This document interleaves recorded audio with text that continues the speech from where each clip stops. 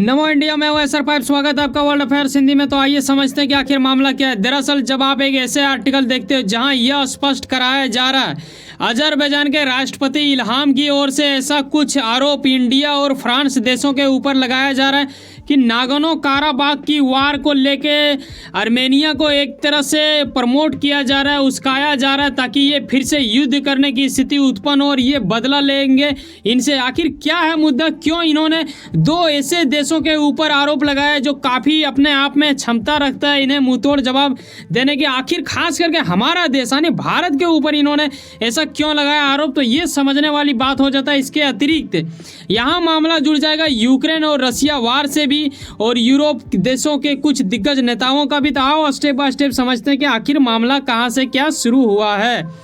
तो यहाँ से आप देखते हो कि भारत और फ्रांस में एक तरह से आप देखें तो आर्मेनिया को हथियार देने का इनके ओर से आरोप लगाया गया। आखिर भारत इन्हें आर्मेनिया को हथियार क्यों दे रहा है ये जानने वाली बात हो जाता है।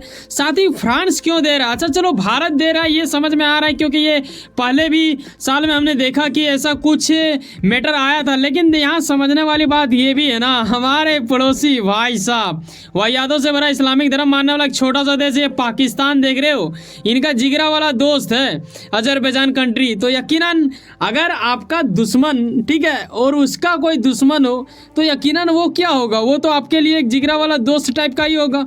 तो आर्मेनिया ना कहीं इनडायरेक्टली पाकिस्तान का ही दुश्मन माना जाएगा क्योंकि पाकिस्तान का दोस्त का वो दुश्मन है। तो इसलिए आर्मेनिया भारत का क्या हुआ, दोस्त हुआ भाई साहब। तो इस इरादे से भी हम लोग उसे सहयोग दे सकते हैं या नहीं ये भी जानने वाली बात होगी जो आगे स्टेप में समझोगे।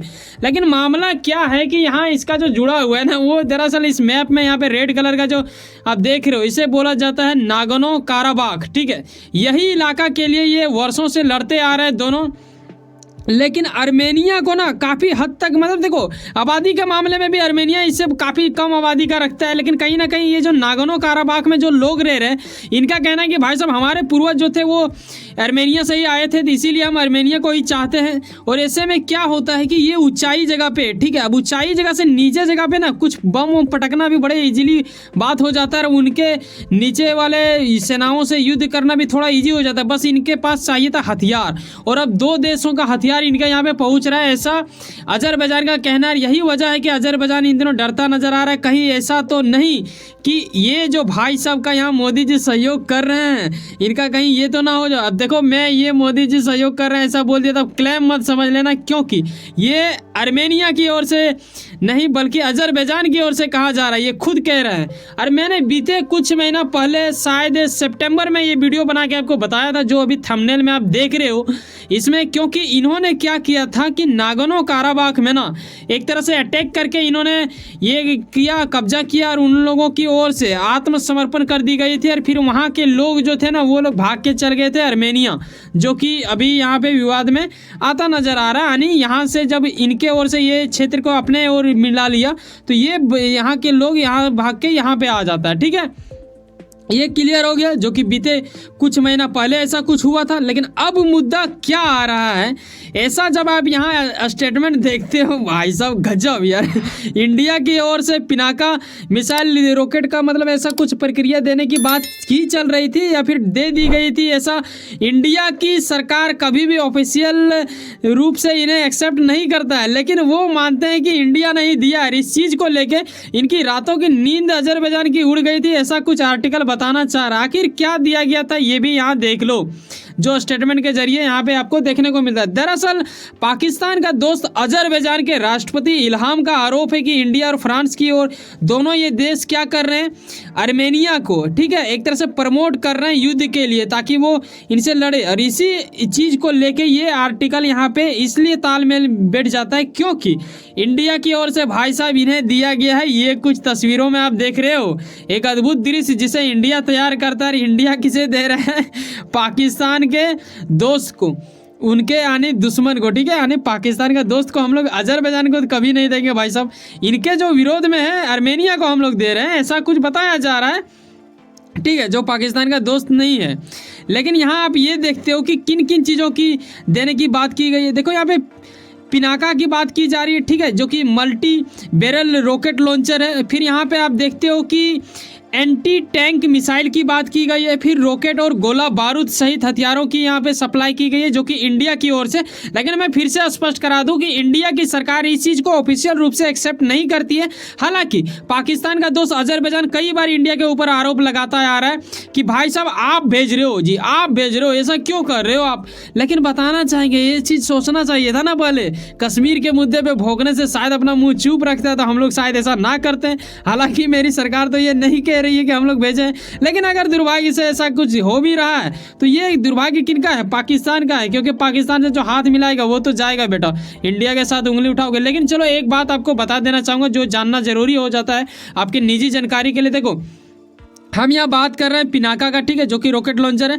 लेकिन यहाँ समझने वाली बात ये भी है कि इसे अगर आप हिंदी में बोलो तो पिनाक बोला जाता है, जो कि हमारे ही भगवान यानी जो एक बड़ा भगवान माना जाता है महादेव की हम बात कर रहे हैं। यहाँ क्या हो रहा है कि धनुष का ही एक नाम है, ठीक है, उन्हीं के ऊपर रखा गया है, शंकर भगवान के जो धनुष है उन्हीं के ऊपर। और ये रेंज के मामले में देखें 40 किलोमीटर दूर का बताया जा रहा है। वहीं पर अगर Mark 2 की हम बात करें तो 65 किलोमीटर दूर तक अधिकतम रेंज है, जो कि काफ़ी अच्छा माना जाता है। ये सीमा काफी तबाही मचा सकता है। तो ये वजह रहा पाकिस्तान के साथ दोस्ती करने का झटका। चलो अब आते हैं नेक्स्ट स्टेप में कि यहाँ तक तो समझ में आ गया कि इंडिया ने इसीलिए किया होगा, हालांकि इंडिया मानता नहीं है। लेकिन यहाँ ये भी बता देना चाहूँगा कि फ्रांस यहाँ पे क्यों आया। देखो फ्रांस का मानने का पीछे आपको ये समझना पड़ेगा कि यहाँ पे यूक्रेन रूस वार बीच में घसीटना पड़ेगा। क्यों घसीटना पड़ेगा ये वजह है, लेकिन उससे पहले ये बता देना चाहूँ यहाँ पे ऐसे MG-200 रडार की बात की गई है। वहीं साथ आप देखते हैं कि हवा में मार करने वाली मिसाइल की बात की गई है। तो ऐसा कुछ दिया गया है, जैसे कि मैंने आपको पीछे बताया कि आर्मेनिया क्या है, ऊंचा इलाका में है, ठीक है, ये पहाड़ी इलाका में है। और अजरबैजान जो कि पाकिस्तान का दोस्त है ये कहाँ पे है, यहाँ पे नीचे। तो यहाँ से अगर कुछ ऐसे लटकाएगा तो इन्हें और ज़्यादा चोट पहुँचेगा। यही वजह है कि एक तरफ से तो इंडिया ने दे ही दिया कुछ चीज़ों का भरपार उन्हें, और साथ ही यहाँ पर आप देखते हो कि ये फ्रांस भी आ चुका है। अच्छा फ्रांस क्यों आया है ये मैं आपको बता देना चाहूँ। देखो यूक्रेन युद्ध में जब ऐसा कुछ फंसता नजर आ रहा था रूस का जिक्र क्यों हो रहा है ये भी आप जानोगे आगे स्टेप में। तो यहीं पे कुछ ऐसा आर्टिकल भी हमें देखने को मिला था जो कि 9 अक्टूबर का आर्टिकल देख रहे हो, जहां एक तरफ रूस से यूक्रेन की ओर फंसता नजर आ रहा था, वहीं पे फ्रांस एक तरह से भारत को ही इनडायरेक्टली सपोर्ट दे रहा था। यहाँ पे ऐसा कुछ लिखा जा रहा है, लेकिन वो भारत को क्या है आर्मेनिया को साथ दे रहा था, लेकिन इसके पीछे कहीं ना कहीं भारत भी उनका साथ दे रहा था। यही इसीलिए ऐसा कुछ आर्टिकल लिख दी गई थी। लेकिन यहाँ समझने वाली बात ये है कि यूक्रेन वार का यहाँ क्या वास्ता है। देखो रसिया जो है ना इसका एक तरह से काम था आर्मेनिया का सहयोग करना, क्योंकि अगर आप रसिया एक बहुत बड़ा क्षेत्र है, जब वो रसिया अलग हुआ था उसी टाइम क्या होता, देखो रसिया पहले कुछ दूसरे नाम से जाना जाता था, ये आपको यकीनन पता होगा, आप कमेंट बॉक्स में बता सकते हैं क्योंकि कुछ तो आपको भी बताना चाहिए। उस वक्त कुछ छोटे छोटे और देश बने, उसमें से भी एक देश ये भी था, जिसे यहाँ पे क्या किया गया कि उनके ओर से अब क्या होता है कि सपोर्ट उस तरह नहीं देखने को मिलता है। यही वजह है क्योंकि यूरोप के ज़्यादातर देश यानी पश्चिमी देश यहाँ पे बाइडेन को यहाँ पे देख ही रहे हो जेलेंस्की के साथ यूक्रेन का सहयोग देते हुए, ऐसे में फ्रांस भी यूक्रेन का ही सहयोग देता है। यही वजह है कि फ्रांस शायद इस चीज़ को चोट देने के लिए पुतिन को वो दे रहे हैं सहयोग इनके खिलाफ उनका, क्योंकि ये अब क्या हो रहा है आर्मेनिया भी इनसे थोड़ा खपा खपा होने लगा है, क्योंकि आर्मेनिया का मानना है कि भाई साहब ये अब अजरबैजान को उस तरह मुंहतोड़ जवाब नहीं देता है, ना ही हमारा साथ देता है, बस ठीक ठाक बीच ब्याज में मतलब नॉर्मल रखने की स्थिति उत्पन्न करता है। यही वजह है कि आर्मेनिया और रूस के रिश्ते बिगड़ने लगे हैं। इसका कई गुना अधिक फायदा यहाँ पे फ्रांस उठाता दिख रहा है। तो आप समझ सकते हो कि इंडिया का तो देखो मुद्दा समझ में आता है कि पाकिस्तान की वजह से, लेकिन आप फ्रांस का मुद्दा समझना चाहोगे तो इसमें रूस को लेके ही आपको समझना होगा। ऐसा कुछ अनुमान है जो कई सारे दिग्गज लोग जो हैं इन सब्जेक्टों का जानकार रखते हैं वो ऐसा कहते हैं, यानी आप समझ सकते हो कि ये जो मैं बता रहा हूँ ये सूत्रों के हवाले से मैं आपको बता रहा हूँ। ठीक है, क्लियर हो गया भाई साहब।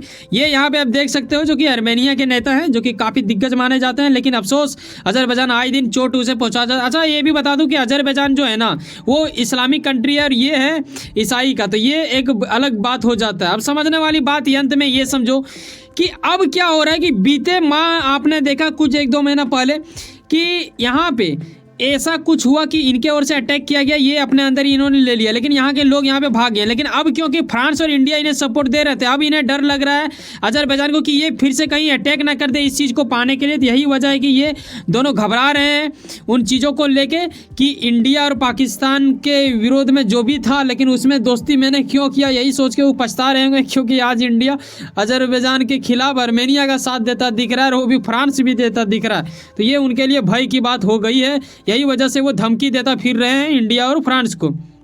वैसे सुनो ना कहीं आप कुछ ना कुछ काम करते होंगे, यकीनन अपने काम के प्रति काफ़ी ज़्यादा उम्मीद रखते होंगे, यकीनन आपका मेहनत आपका मंजिल भर के मिले। वैसे सुनो ना सब्सक्राइब कर लो वर्ल्ड अफेयर्स हिंदी और जुड़े रहो मुझसे। चलो मिलते हैं किसी नेक्स्ट वीडियो में। जाने से पहले एक बात ख्याल रखना भाई साहब, अगर आपको वाकई में लगता है कि हमारे अंदर वो गुणवत्ता है, एक सब्सक्राइब जो बिल्कुल फ्री होता है करके जाना। ऐसा नहीं मुझे सोचना कि बस छोटी सी संख्या है क्या ही करें। मैं बताना चाहूँगा कि खास व्यक्ति की तरह प्रतिक्रिया देना सीखें। कॉमेंट बॉक्स आप सभी के लिए ही होता है, अपनी राय अवश्य साझा करें। बाय, जय हिंद, जय भारत।